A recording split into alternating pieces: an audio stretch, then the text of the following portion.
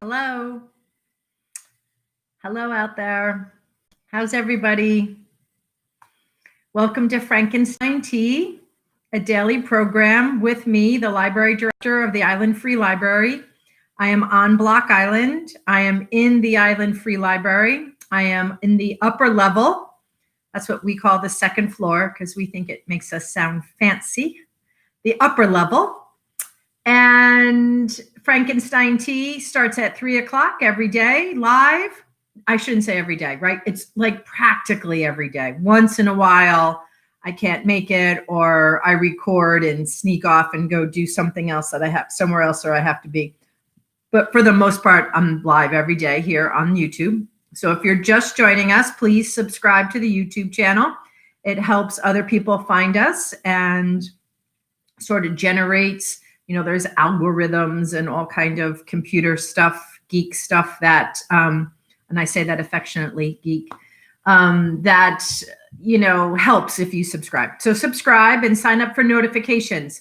Then you are notified when we're live or when we have a program being released. And that's easy. It's just like a little message. It's no big deal. You can ignore it or you can click on it and join in the fun. Frankenstein Tea is my program through the library, and I started it as a way to stay connected to patrons during shelter in place during Block Island, during COVID. I wanted to stay connected to my community and to my family and to my friends, and I wanted to share stories, and I wanted to read aloud. So like these sort of long-term goals of like having a read aloud program and sharing short stories. I think short stories are one of my favorites. Was something that was a positive that came out of COVID. And I continue with it today, right? So let's talk about Frankenstein Tea for 1 second here. So I named this program Frankenstein Tea. I started this program thinking about reading aloud to patrons, and Frankenstein is a permissible read. It meets copyright criteria where I can be recorded here in this YouTube channel. It's over 100 years old.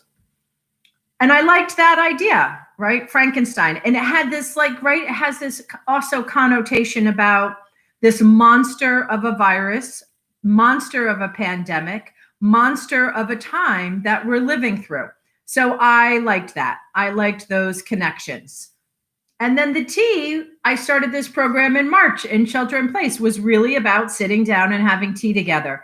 And I've come to realize it has another meaning for myself, and that it's like, sitting down with this monster, right? We're going to sit down with this monster and we're going to figure it out and we're going to keep moving forward. And that's what we do here at the library. Every day we come to work and we figure something else out. Another way we can provide library services, another way that we can help people connect with books and reading, another way that we can make sure whatever you need from us as a library gets done. So, we figure it out in our families, in our households, in our community. We're going to keep figuring it out. So, that sense of like sitting down with it, and yes, it's a monster, and yes, it's horrific, and yes, many people, it's left them heartbroken, but we still need to keep figuring it out. So I encourage you to, and then of course, the clock, well, how much more perfect can that get? Take a break from your work, take a break from your chores, or keep doing them and listening, whatever works for you, or listen to me later. That's okay too. But that's a little history, a little evolution of where Frankenstein Tea started and where it came from. And I guess the last thing I'll just say about that is I don't always read a permissible read. I don't always read something 100 years old. And I know that I'm doing that. And I do that, I feel safely without the threat of, a publisher coming down my neck, because I'm a librarian and it's my job to do reader's advisory. And so I feel that by reading, a short story, one of the short stories in this thick book today, maybe you'll come back and read other stories in this thick book, or maybe you'll go and buy this book. So reader's advisory is part of what I do, exposing people to different genres, different authors, things out of their wheelhouse, what they don't normally read, is also part of my job that I'm doing through this program. And I also, as always, there's no monetization here with this program. It's not like this is a moneymaker. So I don't have too much angst about being recorded here and not quite following copyright laws. Little bit of what I'm doing here. You could always ask me questions about that. I'm going to have a sip of tea and I'm going to get started. Today, I've been looking for a good, it's funny, right? Looking for a good story, right? Aren't we all always looking for a good book and a good story? And I love a lot of what I've read. I like most of everything that I've read. Another part of being a librarian, right, is that I don't always buy the books that I want to read. That's not my job. It's my job to buy the books that you want to read. And so, same with this program. It's not, if I read everything I wanted to read, it would, be a little limited. It wouldn't be as wide and diverse as it's been. So in the process of good librarianship, I try to pick a diverse range of books. And I want to pick a good one, always. I always want it to be a good one, whether it's an author of my choice or not, whether it's a style or a genre of my choice or not. I always want it to be a good one. So I'm always on the hunt for a good short story. And I liked this one today.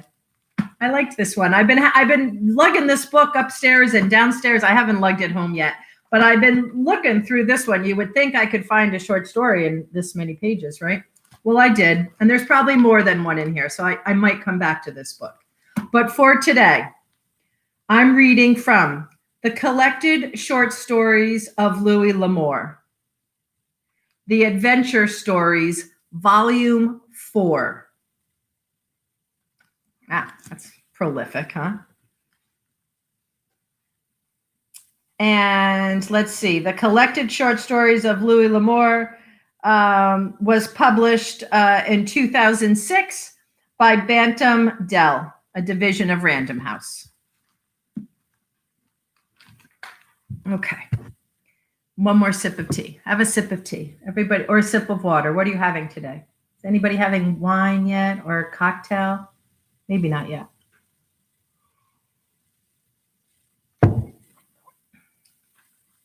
Louis L'Amour, Crash Landing. Dia was the first to speak. Don't anyone move. His voice was quiet, and its very calm destroyed the moment of rising panic. The plane seems to be resting insecurely. We must act carefully and with intelligence. I will investigate. With infinite care, he straightened himself from his seat, glancing briefly at the wreckage of the nose. There was no possibility that pilot or co-pilot were alive. The stewardess was sitting in the aisle, where she had been thrown by the crash. She looked at him, looked toward him uncertainly. Miss Taylor, he said, recalling her name from the tab above her breast pocket. I was an officer in the Army, and I have some experience with this sort of thing. If all will cooperate, I am sure we will be all right. He could see the relief in her eyes, and she nodded quickly. Sit still, he said, before she could rise. I'll only be a moment. The plane is resting, I believe, on a mountainside. Its position seems to be precarious. The crashed commuter plane lay on the mountain and could be no more than a dozen feet from the crest of the ridge. Balancing his weight, his body leaning against the slant, he eased down the incline to the door in the back of the cabin. Fortunately, it had not jammed. The wind, which had been blowing hard, seemed to have lulled, and he stepped carefully from the door. Snow swirled around him as he took a few steps back, along the fuselage, and then he looked down into an awful void that dropped away beneath the very tail of the plane. For a long moment he stared, awed by what he could sense rather than see. The slightest gust of wind or concerted movement could start the ship sliding, and in an instant it would fall off into the black void. Yet, where he stood, the rock was solid, covered only by a thin coating of ice and snow blown by the wind. Moving carefully, he checked the position of the cliff edge and the area nearest the crashed plane. Then he returned to the door. Dia stood outside and looked within. 5 faces had turned to stare at him. You must move one at a time and at my direction. The ship is in an extremely dangerous position. If there is any confusion or hurry, it may start sliding. You, in the front seat, rise carefully. If you're not sure you can move under your own power, please tell me now. A voice came from that seat where no face showed. I cannot move. You must all go first. Thank you. Dia looked at a fat man who clutched a briefcase and was near the door. You, sir, will begin. Rise carefully and cross to the door. Bring your blanket with you. Be sure the blanket will catch on nothing. As if hypnotized, the man rose from his seat. Patiently, he gathered the blanket, and with extreme economy of movement, he folded it. Then, with the blanket under his arm, he moved to the door. As he stepped to the snow, Dia pointed. Walk 10 steps forward, then 3 to the left. There is a rock there that will protect us from the wind. The man moved away, and Dia returned to the next person. Only when the 5 who were capable of moving had been removed from the plane did Dia look to the hostess. Miss Taylor, get to your feet, he said.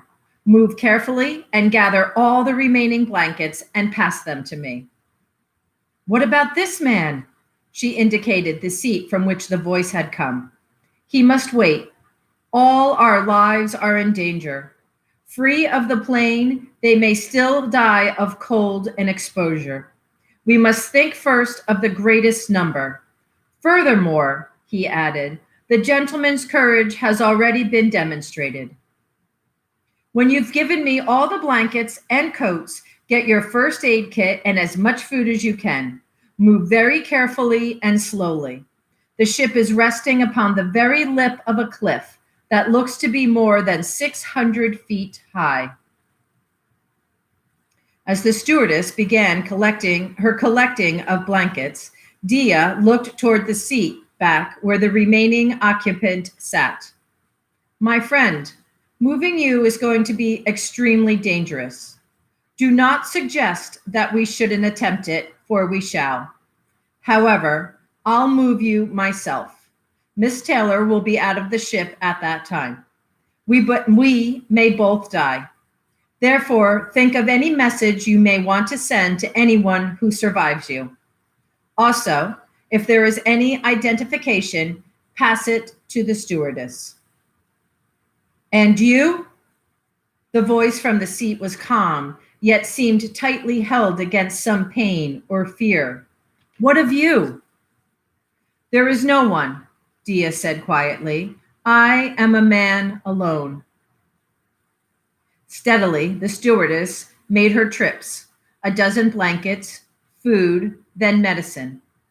One of the men appeared out of the darkness and accepted an armful of blankets. 1 per person, Dia said to him, then a second as far as they go. The same for the coats. Then move this food and the medicine kit into the shelter. May I help? The man asked, nodding toward the plane. Thank you. No. The added weight and movement would only increase the risk. He turned toward the stewardess. Are any others alive? She looked into several of the seats, then stopped at one where he saw only a thin hand. Yes, this girl is alive. Good. We will proceed as planned. Come out. Miss Taylor tiptoed carefully to the door and stepped out into the snow. Dia turned to her, and she saw his strong, harshly cut face in the glow of the moon. If the plane carries us away, he advised, you will keep these people huddled together until daylight. He glanced at the luminous dial of his wristwatch. It is now 3 o'clock in the morning. It will begin to grow light shortly after 6, possibly a little before. When it has become gray, make a stretcher of a couple of coats, load anyone who may not be able to walk, and move eastward along the ridge. When you've gone perhaps a quarter of a mile away from the precipice, angle down the mountain toward the trees. Once there, build a fire and build a shelter. You have matches? Yes, she hesitated. Good luck. Thanks. I'll move the injured man first. I'll wait. No, please don't.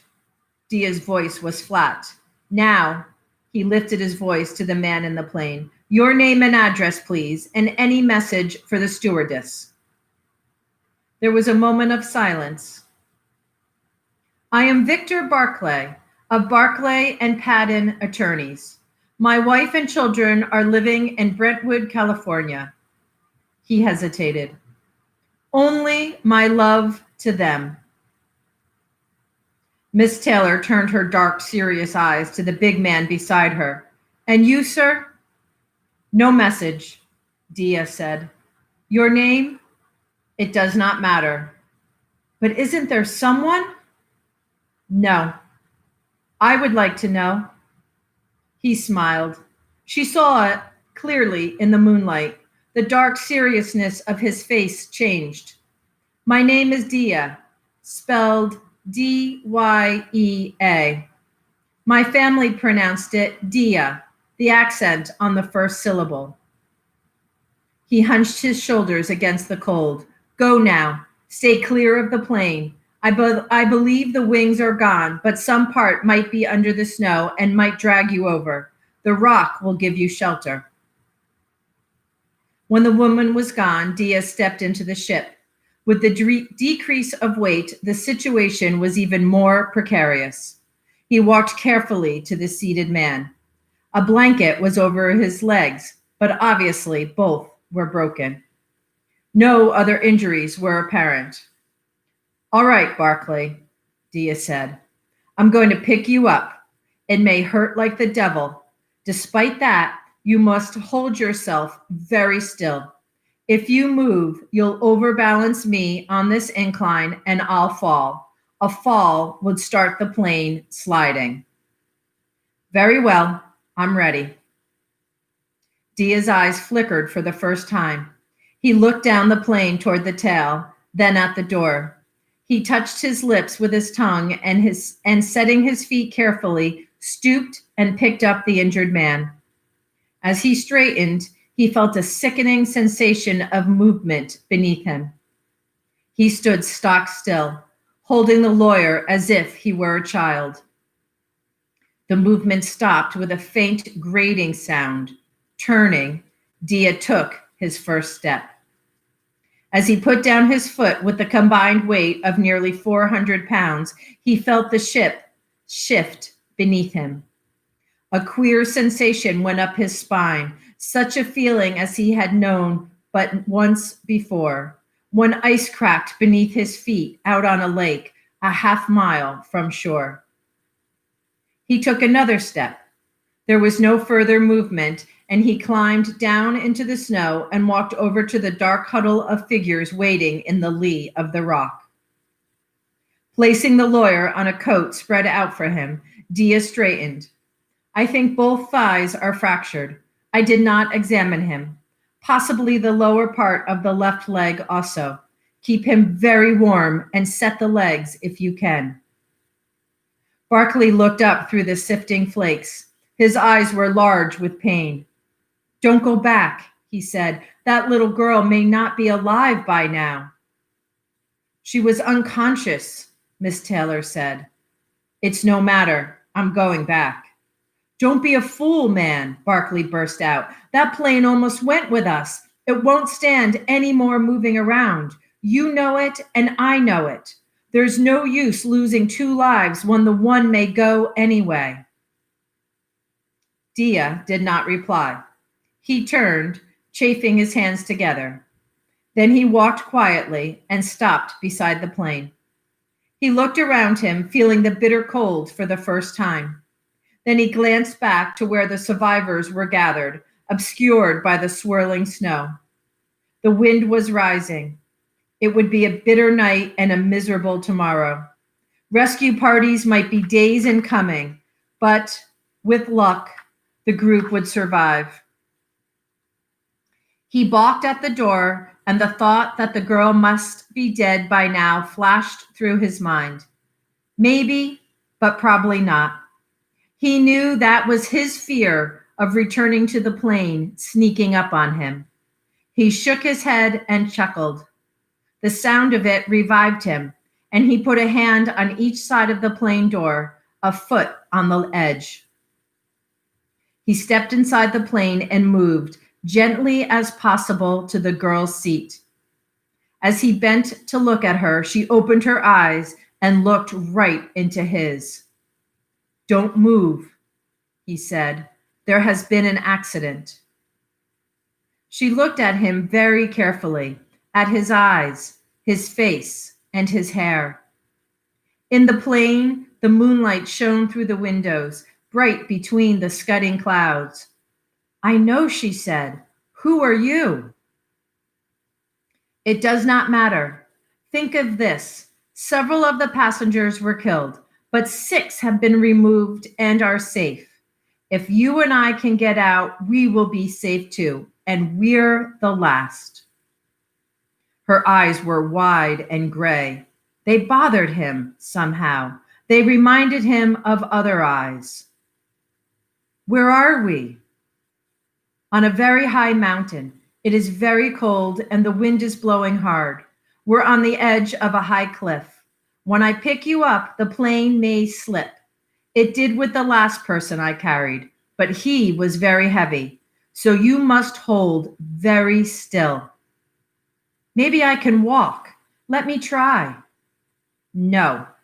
If you stumbled or fell, the shock would start us moving. I must carry you." "You're very brave." "No, I'm not. Right now, I'm scared. My stomach feels empty and my mouth is dry. I'll bet yours is too, isn't it?" "You're risking your life for me." "You're a romantic child, and believe me, the risk is much less than you might suppose." He had been on one knee talking to her. Now he slid an arm beneath her legs and another around her body, under her arms. An arm slid trustfully around his neck, and he got carefully to his feet. After Barclay's weight, she seemed very light. He stood still, looking toward the door.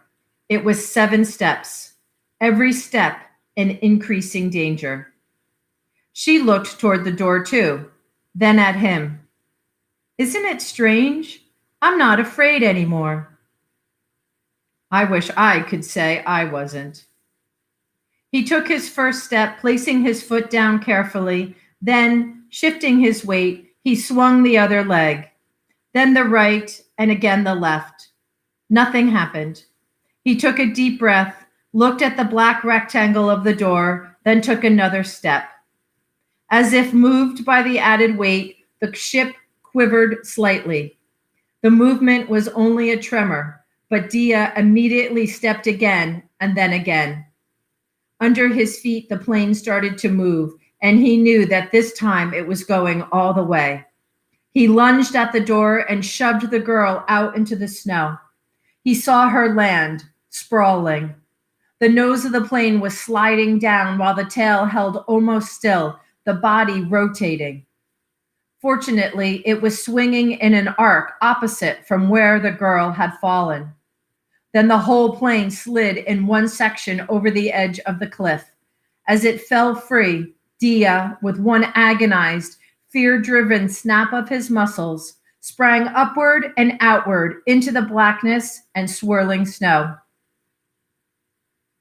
There was one awful instant when, hands spread high and wide, he seemed to be hanging in space. He hit a steep slope partially covered with snow. He slid, then felt his lower body going over. He clutched, grabbing a fingerhold just as he began to fall. His arms gave a frightful jerk, but he held himself, swinging in black, swirling snow over a vast, cold emptiness. The moon emerged from under a cloud, and he started upward. He was no more than 4 feet below the edge, the cliff before him not as sheer as he'd thought. The brows sloped steeply back, and on the very edge was the girl peering over at him. "I'll get help," she said. No. He knew his fingers would not retain their hold. "Can you brace yourself against something? Can your heels dig in?" She glanced around, then nodded.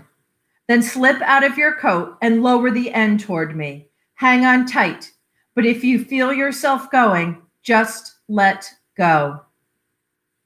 His fingers were slipping in their icy crack, already so numb he could scarcely feel them. Snow swirled in his face and the wind whipped at his mouth, stealing his breath away. He gasped. Then the coat slapped him in the face. He let go with one hand and swung it around and up, grasping the suede coat. He felt the weight hit her, but she held it. Carefully, he drew himself up, hand over hand. When his feet were in the crack where his fingers had been, he climbed over and lay beside her in the snow. "I was never an army officer," he whispered. "I never was anything." His arm was stretched out and his cuff pulled back. He could see the dial on his watch. It was just 11 minutes past 3.